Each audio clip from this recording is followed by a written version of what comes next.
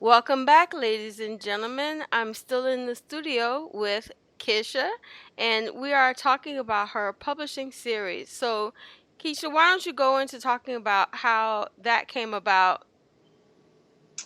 Okay, well, years ago, when I was a executive secretary for a pretty affluent ministry at that time in our region, I would help the pastor with his books. I would help in the editing side and just content. And I really have this knack for making people sound like it's them, really understanding the point they're trying to get across. And so I would help him with his books. And so at that time, other people started finding out, and I helped a couple other people publish their books. And that was years ago, maybe, I want to say almost 20 years ago, probably. And so I would do that. And so as time went on, I had a graphics business where I would do graphic arts, and that was a while ago. But what happened with this, and then also I helped my husband publish his first book some years back. So it's always been something that I knew a little bit about. But obviously, when the internet came along and it really became a big thing on the internet, that opened up just a plethora of resources for us all. And so I was doing my other things in life, and in 2012, I decided, hey, it's about time I published a book. And so I published my book, and quality, attractive piece of work, a lot of value.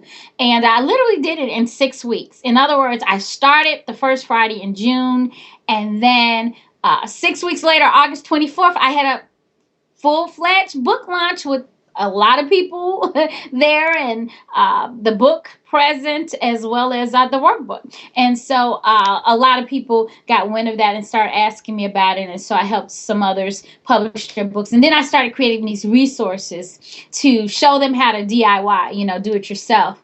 And so that's kind of how it all came about. Just me wanting to help others and providing that empowerment and those resources so that they could do themselves as well.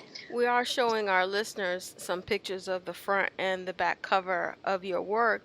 And like I said before, I listened to the CD set and it is amazing. It takes you through step by step. One, two, three basics, because I'm very visual in my learning, and I needed someone to be in a teacher mode, not just in the promoting. I'm in the media advertising arena, so I always have people promoting certain products, but not necessarily teaching you through what you need to know. And this is what I was really impressed with your series. Now, let's talk about some of the things that you do touch on during your series, and which I think is a big issue for small business owners, is guarding against intellectual property, because you talked about, there is plagiarism, in the industry, that we work in. So how do you recommend that we not just guard against, because you can't guard against everything. We know that the Lord is our rear guard, but you touched on black cat strategies that go on. That was something new for me. So if you could talk to those two things, for our small business owners to be aware of, and how to strategize, around that.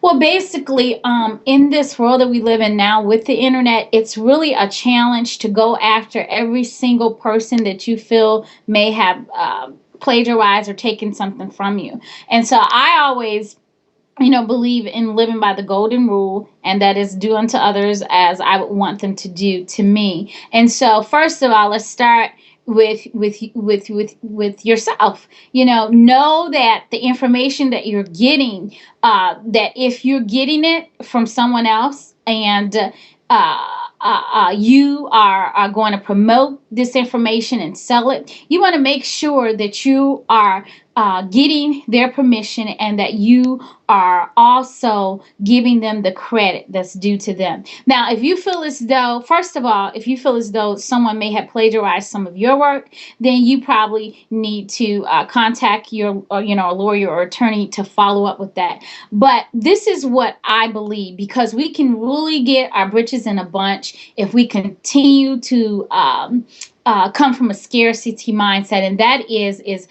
I do recorded calls. I do so much free stuff that I give to people, and people can easily take these things that I'm giving them for free and go and create their own lessons and courses, and they can, have other people pay for them. I'm not going to go and run after everyone, because I believe that you reap what you sow, but I also believe in abundance. And that is, just like I got that information, I'm going to get more, because I'm constantly investing in myself. And this is what I found, Lady Nick. I've had people who talked about publishing a book and wanted to publish a book, but they couldn't even get started because they were so concerned and so worried about someone taking their idea or taking their literary work and profiting from it. And it was almost like, really? Really? And that's I coming from a know. scarcity mindset. That's coming Yep. from scarcity mindset. And I don't do that. And I found over and over, the more I give, the more it'll come back to me. And I'm seeing it over and over. I invest a whole lot of time and money and resources in myself to get more information, to be empowered more. But I'm also giving a lot. And the more I'm giving, the more I'm getting. And a lot of times, it's not always when I'm investing financially. I have people that wanted to be a blessing to me. So I'm saying that to say that as small business owners, you want to make sure you protect yourself. Go through all the proper channels, the copyright and so on and so forth. Go through all those different channels and make sure that you yourself, you're not plagiarizing. And if it comes about that you see a competitor, it seems as though they've taken something from you, obviously follow up with that. But you don't want to be so afraid of giving value and providing value to others. You don't want to be so afraid that if you give this out, that someone's going to take it and profit from it, that you can't even provide the value that you have. Just give. You cannot give enough without the world, the universe giving back to you. It's a law that God has set forth in the earth realm. It's an irrevocable law. When you sow, it's going to come back to you, and it never comes back in the same proportion you've given it out. It's always going to come back multiplied. So that's what I kind of have to tell people, because there are people who've had bad experience in life. We all have, but let's move forward and just think from abundance mindset. Obviously, follow your legal, follow the legal things that you need to do for your business, for your intellectual property, with the copyrights, making sure that all of that is taken care of. And then after you've done that, just move forward with providing the value that you have been instilled to give to others. Awesome. I love how we flow in the same mindset and perspective, because one of the things that we're doing in our community is building up other entrepreneurs, small business owners. There are, young people who are graduating from high school as well as college. And what our perspective is that I want to get them ready for, what, you can start your small business to afford your higher education or your continuing education. And since you did mention that you are a licensed coach, that talk about how do you transition them, because sometimes they're in a mindset that their personality can't go into what they produce. You have some playful personality, you have professional personalities, you have different profiles and personalities that go into creating a book. How do you transition them into, like you said, be yourself, but that can be so many different things. So now we're talking about, are we talking about college students to business owners? Who am I directing this to? I'm not quite understanding. Young adults who Mhm. are graduating. For me, I start in high school going on to university or colleges, and also young adults who have graduated from college into professional lifestyle, and they have decided, what, I think I'm ready to write a book in order to foster what I want to do in my business, the bigger platform, if you want to put it that way.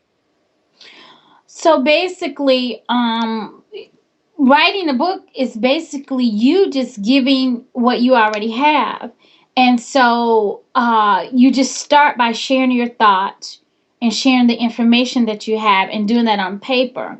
And however that comes out, you just start doing it. Now, please understand, when you write a book, you write and you rewrite, and you rewrite and you rewrite. And then also, you have someone who can come alongside of you, like an editor, like someone who is very good at content creation, and you have them help you get your point across. But really, what you have to do, that's a broad question, because you're really asking, how can a person come from their authentic self? And that's knowing who you are. But sometimes in this day and age, that's not as simple as it sounds, because many people don't know how to tap into who they really are, so that they can share that value that's there to the world. So it just starts with being able to share your thoughts and your feelings, your information on paper.